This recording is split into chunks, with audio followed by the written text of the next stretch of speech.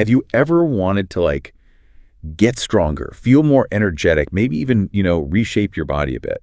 But then you're hit with that worry, that nagging thought about, well, getting too bulky from lifting weights. It's a really common thing, honestly, a misconception that stops so many people from starting something potentially transformative. Yeah, it really does. And that's why today we're doing a deep dive into this fantastic guide, the Empowered Woman's Guide to Strength and Vitality.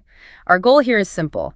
Cut through all that noise and confusion. We want to pull out the absolute key insights from this source, give you a kind of shortcut, really, to understanding how you can genuinely transform your body and your mindset, too, without getting totally overwhelmed by information. We're essentially unpacking the science, the practical stuff, and the psychology behind building strength and vitality that actually lasts. Exactly. And that's why this deep dive feels so important. It's about empowering you, our listener, to navigate all this information and find what genuinely works. So get ready. This is going to be an engaging chat, definitely myth-busting, and packed with insights you can actually use. Whether you're maybe just starting out feeling a bit lost, or perhaps you're already training but looking to refine things and, finally see those results you've been working for. So let's just dive right in then, because honestly, the biggest myth, the one that seems to hold so many people back, it's this fear, this idea that women will get bulky if they lift heavy weights. It's kind of amazing how often you hear that, right? Oh, absolutely. It's incredibly ingrained, and that's precisely what Chapter 1 in the guide tackles head on. It's even titled, quite provocatively, Why Lift Like a Man? And here's the core truth, the real eye-opener that should hopefully put that bulk myth to bed for good. Physiologically speaking, it's just really, really difficult for women to build huge amounts of muscle mass. Why? Well, primarily because women have significantly lower levels of testosterone compared to men. Building muscle is hard work for anyone, and for women, it's a slow, challenging process. It definitely doesn't happen by accident just because you picked up a heavy dumbbell. You really have to commit consistently to build even a noticeable amount of muscle. Right. So that idea of just toning, using light weights for tons and tons of reps, that's everywhere. What does the guide actually say about that approach? Especially if the goal is real strength and visible change? Does it just throw high rep training out completely? Well, it certainly dismisses it as the primary way to build strength and reshape your body. The guide introduces what it calls the new rules. And a big part of that is moving away from that vague toning mindset, which, let's be honest, often leads to pretty inefficient workouts. Yeah. The fundamental principle here, the key takeaway, is progressive overload. It just means you need to consistently challenge your muscles, make them work harder over time, usually by lifting heavier weight or increasing the resistance somehow. That's the signal your body needs to adapt and get stronger, not just doing endless reps with weights that don't challenge you. Okay, so what this means for you, listening right now, it means you can let go of that big misconception, that fear that might have been holding you back. And it really opens the door to a much more powerful, frankly, effective way to train, one that works with your physiology, not against some myth. All right, so we've busted the bulky myth. We know what lifting heavy does build strength, not unwanted bulk. But the next big question is how? How do you train smart to get the best results? And this is where the guide gets interesting, maybe even a bit controversial for some. Chapter 3 is literally titled, Skip the Treadmill. That definitely goes against the grain of traditional fitness advice, doesn't it? It really does flip the script. The guide argues pretty strongly that those long, slow, steady-state cardio sessions, like jogging on a treadmill for an hour, they aren't actually the most effective strategy for fat loss, especially when compared to strength training and HIIT, which is high-intensity interval training. The emphasis is on efficiency, working smarter, not just putting in more hours. Short, intense bursts of effort, like in HIIT or the metabolic effect of strength training, tend to trump those long cardio sessions for changing your body composition.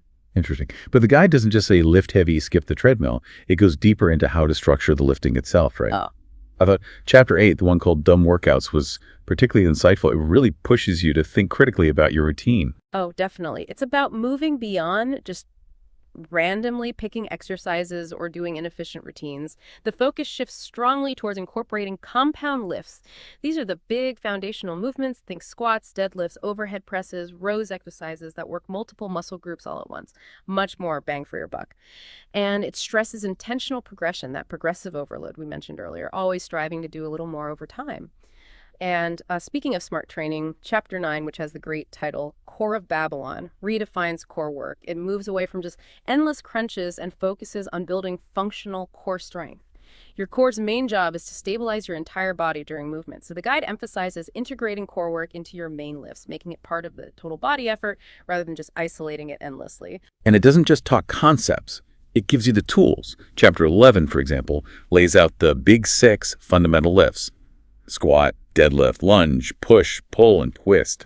Pretty comprehensive. And the source material apparently includes detailed technique guides, even photo demonstrations, which sounds incredibly useful, especially if you're newer to these moves. Absolutely. And beyond those core lifts, Chapter 12, called Extra Stuff, covers the other important pieces. Things like proper warm-ups, mobility exercises, which are crucial for preventing injury and just moving better. It also includes options for cardiorespiratory fitness, like those HII alternatives if steady state isn't the focus, and accessory exercises.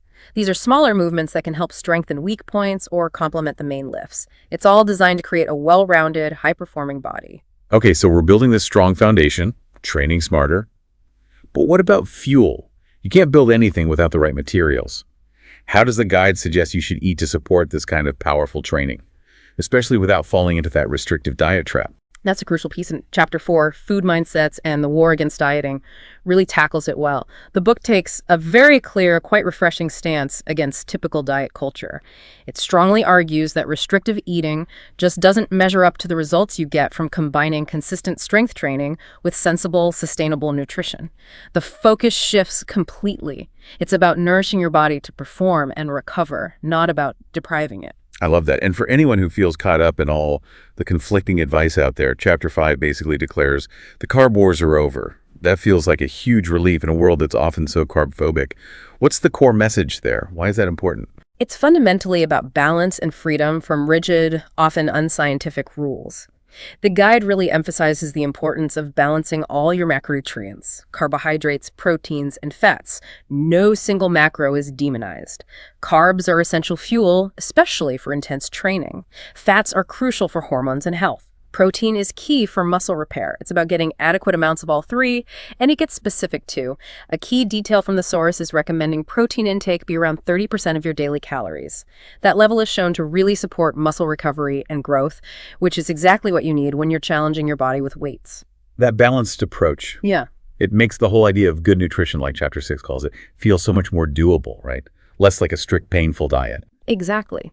The underlying philosophy is that simple, sustainable habits are far more effective long-term than chasing fad diets or extreme clean eating trends.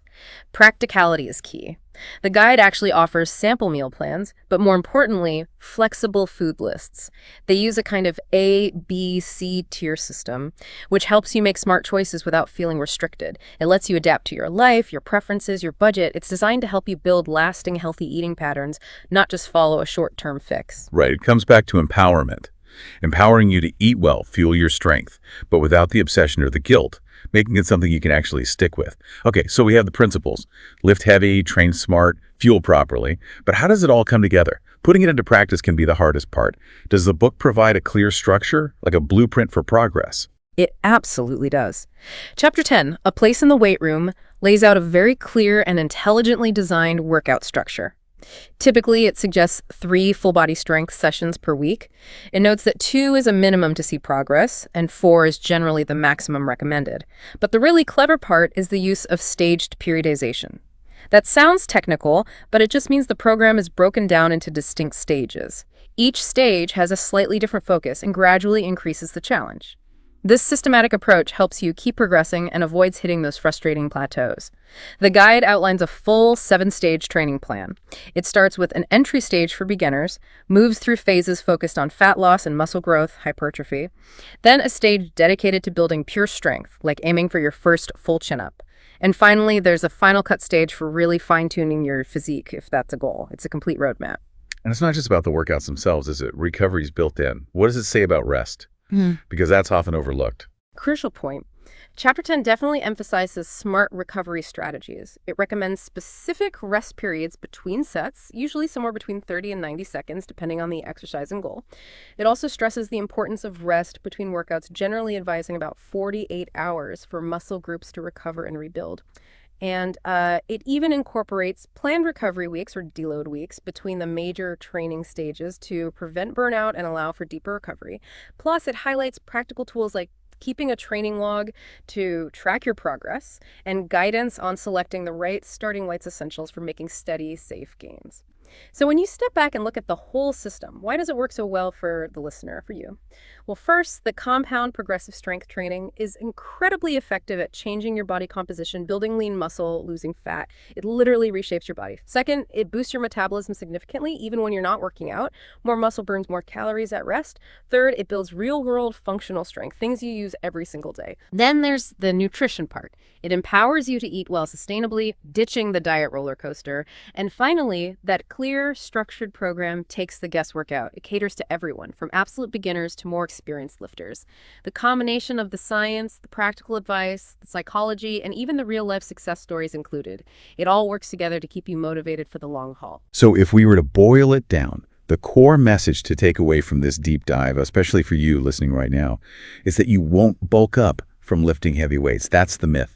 The reality, you'll get strong, you'll get lean, and you'll feel incredibly empowered. It's really about a total transformation, doesn't it? Body and mind. Exactly right. The formula the guide presents is powerful because it's based on proven principles.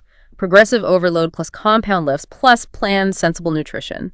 That combination is what delivers those next level results, the kind that actually last. And importantly, the program itself is designed to be accessible.